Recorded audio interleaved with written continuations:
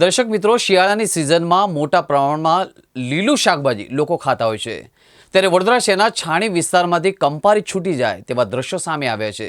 તળાવના ગંદા પાણીમાં કેટલાક વ્યાપારીઓ શાકભાજી ધોતા નજરે પડી રહ્યા છે। સામે આવેલા દ્રશ્યો જોઈ શકાય છે કે વ્યાપારીએ આખો ટેમ્પો ભરીને શાકભાજી લઈ છાણી તળાવ ખાતે જોવા મળી રહ્યા છે। આ વ્યાપારીઓ ગંદા પાણીમાં શાકભાજી ધોઈને પોતાના વાહનોમાં ગોઠવી રહ્યા છે। નાગરિકોના સ્વાસ્થ્ય સાથે ખુલ્લેઆમ ચેડા થઈ રહ્યા હોવા છતાંય તંત્ર અજાણ છે। ગંદા પાણીમાં ધોવાતા શાકભાજીનો વિડીયો સોશિયલ મીડિયામાં વાયરલ થયો છે। આ વાયરલ વિડીયો અંગે જીવન ન્યૂઝ પુષ્ટિ કરતું નથી। ભારતમાં ગુજરાતમાં વડોદરા શહેરમાં ઠંડીનો મોસમ પકડાઈ ગયો છે, ત્યારે નાગરિકો લીલા શાકભાજી ખાવા પાછળ ફરતા હોય છે અને ખરીદતા હોય છે। જેમ કે ભાજી હોય, મૂળા હોય, ગાજર હોય, તમામ લીલા શાકભાજી લેવા માટે જતા હોય છે।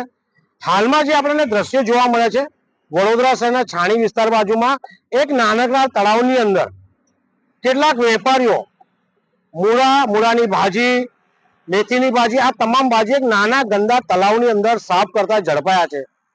જો આ તળાવ ગંદકીથી ભરેલું હોય, તળાવનું પાણી વહેતું ના હોય અને આની અંદર જો આવી રીતે ભાજી સાફ કરવામાં આવે અને એ જ ભાજી વડોદરા શહેરના આજુબાજુના વિસ્તારોમાં વેચવા માટે આવતા હોય, આપણે ખરીદતા હોય તો આ તળાવમાં રહેલું ગંદકીનું તેમજ જે જીવાણુ રહે ભાજીમાં આવી જતા હોય છે, જેથી કરીને જે પણ લોકો ખરીદતા હોય છે એના આરોગ્ય સાથે, એના પરિવારના આરોગ્ય સાથે જીવલેણ ચેડા થતા હોય છે।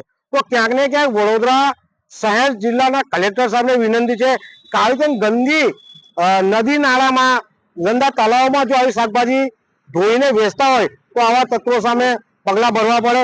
અને વડોદરા શહેરની તમામ જનતાને વિનંતી છે કે કોઈ પણ શાકભાજી ખરીદો, ઘરે વ્યવસ્થિત 2 વાર સાફ કરીને એને બનાવજો, નહીં તો પરિવાર સાથે અને જીવલેણ આરોગ્ય સાથે ચેડા થાય તેવી સંભાવના છે।